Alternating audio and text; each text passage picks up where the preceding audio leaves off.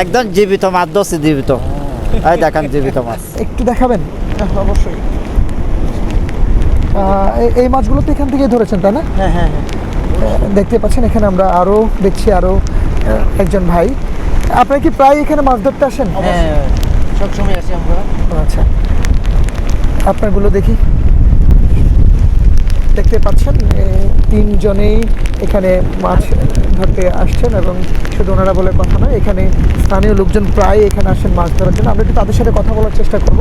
আচ্ছা, এখানে দৈনিক কি পরিমাণ মাছ পান বা কেমন বলেন তো? দৈনিক আপনার 2 কেজি বা 3 কেজি 4 কেজি এরকম করে পাওয়া যায়, সবসময় পাওয়া যায়। এই যে হাতে আপনার আমার হাতে বড়শি আছে, এই বড়শি দিয়ে ধরি। একদম জীবিত মাছ ধরছি, জীবিত। এই দেখেন জীবিত মাছ। এই মাছের নাম কি? এটা হচ্ছে রিটার মাছ বলে, জায়গায় কেউ বলে আর মাছ, কেউ বলে রিটা কেউ বলে আর মাছ, কেউ বলে ট্যাংরা আর মাছ। কেউ বলে ট্যাংরা মাছ। এই মাছগুলো যারা ধরার জন্য আসে তাদের হাতে বড়শিগুলো দেখছেন আপনি, এই বড়শি দিয়ে তারা জোয়ার ভাটা দুটো করে অবস্থান করে সাগরে, জোয়ার ভাটা দুটো অবস্থান করে যখন আপনার বড়শির মধ্যে যখন আদার গেতে যখন ওখানে মেলাতে বাইরে, তখন এরা হাতের মধ্যে এরকম দুধটা ধরে থাকে, কিন্তু এটা যখন মাছে যখন ছোটাছুটি করে তখন টান দেয় তখন এরা বুঝতে পারলে টান দিলে মাছ চলে আসে অলরেডি। কিন্তু জোয়ার ভাটা দুটি অপেক্ষা করতে হবে।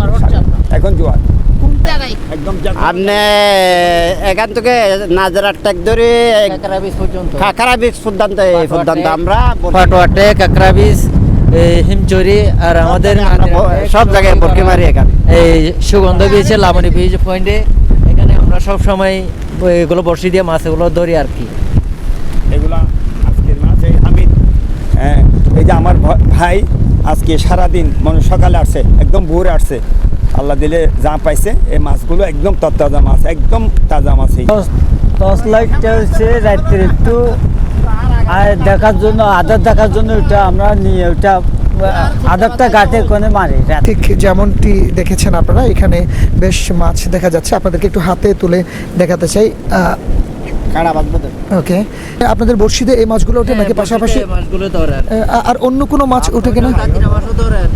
ও আচ্ছা আচ্ছা, ওকে, ঠিক আছে। আপনাদের এই কাজের সাথে জড়িত আনুমানিক কতগুলো মানুষ আছে? মানে আছে প্রায় আপনার 100-200-র উপরে হবে। 7 কেজি এরকম করে পাওয়া যায় একটা একটা মাছ। পাইছিলাম আপনার 10 কেজি মতো।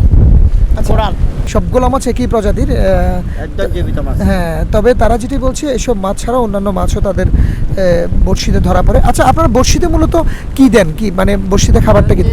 নদীর পাড় থেকে কচ্চা, লাল কচ্চা বলে এখানে এগুলো আনতে হয় আর কি। এটা মানে হেসারির মধ্যে হালি সারে এটা খাবাই, এটা কেজি 7,000 করে বিক্রি করে। 1 কেজি 7,000। আর আপনার এই মাছ 1 কেজি কত করে? 1 কেজি আমরা 600 টাকা 700 টাকা এরকম করে বিক্রি করি আর কি।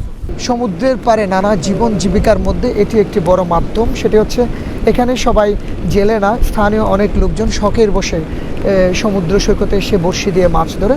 তবে বিশেষ করে বৃষ্টি হলে তাদের এই কার্যক্রম বেড়ে যায়, এবং তাদের সাথে কথা বলে যেটি জানতে পেরেছি সেটি হচ্ছে শুধু এই প্রজাতির মাছগুলো তাদের বেশি বড়শিতে ধরলেও ভিন্ন বা অনেক বড় মাছও তাদের বড়শিতে আসছে। এই কাজ করে তারা খুবই স্বাচ্ছন্দ্য বোধ করেন। এটি অর্থনৈতিক বা তাদের জীবন জীবিকার বড় মাধ্যমের পাশাপাশি একটি শখের কাজ বলছে। তো এই ছিল আমার কাছে এই মুহূর্তে কক্সবাজার সমুদ্র সৈকত পাড়ে বড়শি দিয়ে মাছ ধরতে আসা স্থানীয় কিছু লোকজনের জীবন জীবিকার তথ্য।